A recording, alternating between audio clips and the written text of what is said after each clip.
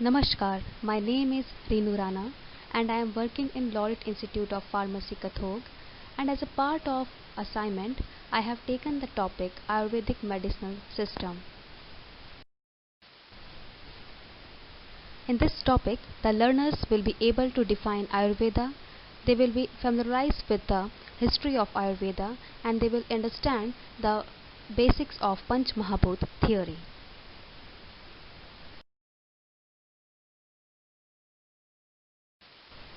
So let's start with the topic Ayurveda.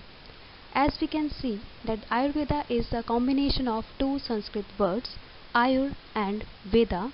The word Ayur means life and the word Veda means sacred knowledge. And if we combine these two words, Ayur and Veda, then the word Ayurveda will reflect the meaning sacred knowledge of life. Now let's discuss the history of Ayurveda.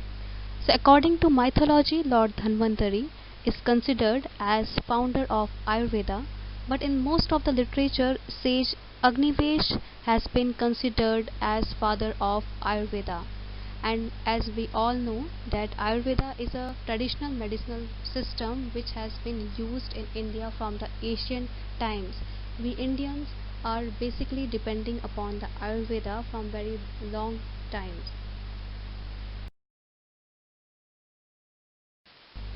Continuing the history of Ayurveda, let's discuss the contribution of some Indian scientists in the field of this medicinal system. So first scientist is Charak. Charak had made contribution in the field of Ayurveda by writing a book known as Charak Samhita. This book has the knowledge of various herbs which can be used in the treatment of various diseases. Second scientist is Sushruta. He is also known as father of surgical medicine, and he had wrote the book Sushruta Samhita, which includes various concepts of surgery. So we can say in Ayurveda the history of surgery is started from the Sushruta Samhita. Nagarjuna, scientist, contributed in the field of Ayurveda by introducing use of metals in the treatment of disease known as metallurgy. And the fourth scientist, sage Agnivesh, contributed in the field of Ayurveda by writing a book Agnivesh Samhita.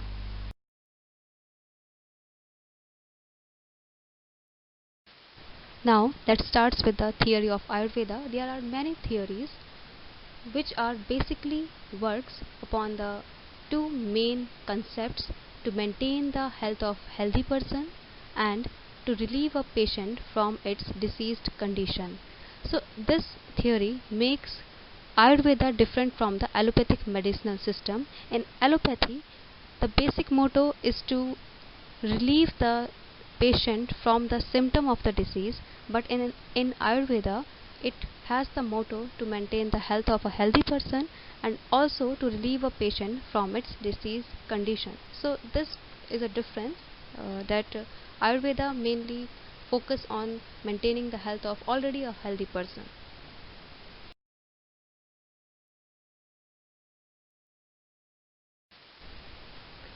So there are many theories in the Ayurveda, but one of the basic theory in Ayurveda is Panch Mahabhut theory. The word Panch Mahabhut is made up of two words, Panch and Mahabhut. The word Panch means five and Mahabhut represent elements. So according to this theory, a human body is made up of five basic elements. First is fire, second is sky, third is water, and fourth is air, and finally the fifth one is earth. So according to Panch Mahabhut theory, the human body is made up of five basic elements: fire, sky, water, air, and earth.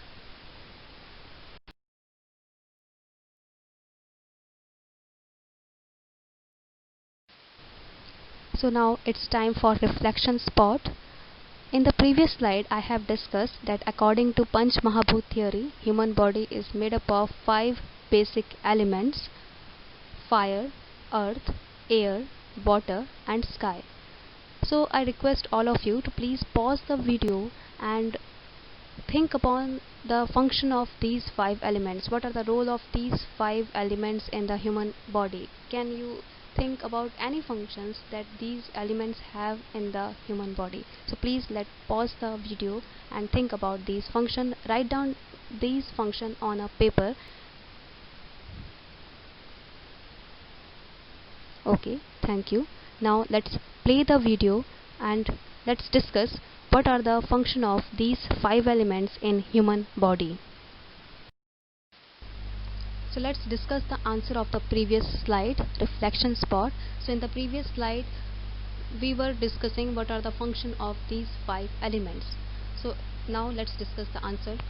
What are the role of these 5 elements? So the first element is fire. Fire has the function of providing heat and energy to the body. So we can say it is basically present in the stomach and intestine of the body.